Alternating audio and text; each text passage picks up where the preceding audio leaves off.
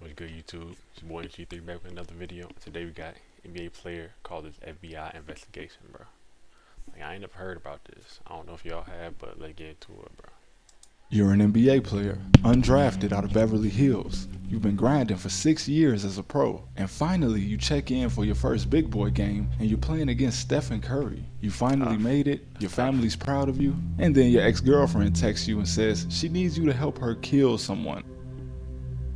Marina Rogers, a nursing assistant, was reported missing in Las Vegas on December 7, 2023, the same night that her main suspect was in the middle of an NBA G League game. But let's talk about his ex-girlfriend, the one who started everything, Sakari Hardman, a 19-year-old prostitute in Las Vegas, which, if she's 19 and he's 27, when exactly was she his girlfriend? Anyway, Marina had come to Las Vegas only 6 days before she died, but at some point, she agreed to start selling herself alongside this 19-year-old. Now, why a nursing assistant will fly from Washington to Las Vegas to moonlight as a sex worker is unknown. But the police state she came to Las Vegas with an unnamed friend with the intent to do exactly weird already. that. And where it gets strange is when two men, one who described himself as Marina's boyfriend, state that the two women got into an altercation on December 1st. You see, after things didn't work out between Sakari and What player is that? This look recent too. the future NBA player, she started seeing another man, Ayasua, better known as EBK Lil Play, a rapper that was actually buzzing out of Stockton, California, getting millions of views on his music before being arrested for double murder. And it's alleged that she got picked up by the police and might have said a bit much regarding this case and got him directly implicated. And these two men state that Marina had been telling people that Sakari snitched on her boyfriend and got him locked up. And Sakari didn't approve of this. And a long list of chilling text messages show just how brutal she was willing to get to make this girl stop running her mouth. And apparently, Marina and Sakari got into one more fight in Las Vegas that seems to have sealed her fate. Ownership of a Rolex watch came up between the two, and since they were arguing over who should have it, it seems like one or both of them may have stolen it from a client, which was confirmed when a man out of Seattle reported that the Rolex in question was stolen from his car, and this led to a crazy three-way group chat between Sakari, Chance Comanche, and a hitman, or at least a man claiming to be one. Either way, this hitman fell through as he couldn't get his hitters to text him back. This guy might have actually been lying and just trying to scam these two idiots, texting literal premeditated murder in a group chat. But it's honestly scary how fast Sakari resorted to other methods of killing once they realized they'd have to do it themselves. I mean, rat poison, asphyxiation? What could Marina have really done to elicit such a cold-blooded response? The pure lack of regard for human life displayed by Sakari still makes more sense than the response from Chance Comanche, who didn't even know the woman he was being asked to help murder.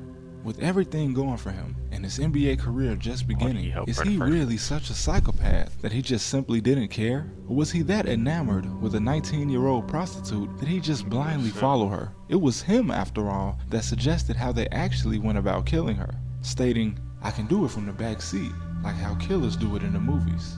Talking about the whole thing as if it was just a game, Chance reached out to her on social media to purchase a date with her.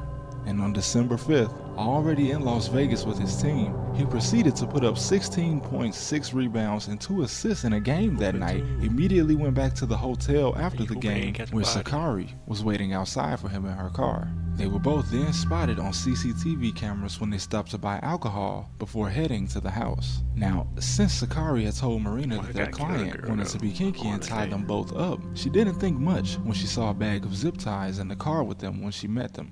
Thinking it was part of the game, Marina allowed her hands to be tied together, and as Sakari climbed on top of her, before she could even ask what was going on, the 6'10", 200-pound Comanche had an HDMI cord wrapped around her neck.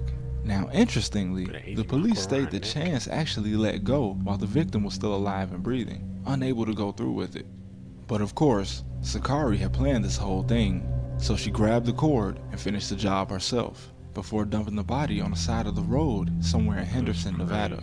The two then smashed Marina's phone as if trying to cover their tracks, but strangely didn't destroy their phones as well, as evident by the fact that they were tracked driving back to the team hotel around 8:50 the next morning. And this is where the lack of intelligence really starts to show, with the Comanche texting her an hour and a half later, coaching her on how to talk to the police, comparing it to a post-game interview. And he continued playing Boy, dumb games too. until December 13th, when Sakari was arrested in connection Forgot for the him. disappearance, as well as the theft of the Rolex watch, with Comanche being arrested 2 days later. But this time, it seems, Sakari kept her mouth shut, Making refusing big. to talk to detectives. Comanche, however, despite them both pleading not guilty to all charges, confessed to the whole thing as soon as he was arrested, and even led police to the exact spot they dropped the body at. So that's not how pleading not guilty works. And as of 2024, the case is still ongoing. And while the motive of the ex-girlfriend is clear, this is just one of many examples at how wolves can hide in sheep's clothing. You'd hardly expect a kid from Beverly Hills, playing overseas and in the NBA, to be so willing to throw his life away. But maybe growing up in a more affluent part of Los Angeles made Comanche lack some kind of empathy, and he craved a rush, an impulsive rush that this unstable 19-year-old was able to provide him. As I've covered on my channel before, sex work is a dark business, and unfortunately, things like this happen all the time in Las Vegas. Rest in peace to the victim. And what do you guys think? How will this case turn out in court? That's crazy, bro. That's crazy, bro. I never knew about that story, bro. Did y'all know? Y'all comment in the description, bro. Comment in the comment section what y'all think about this video, bro. Peace and I'm out.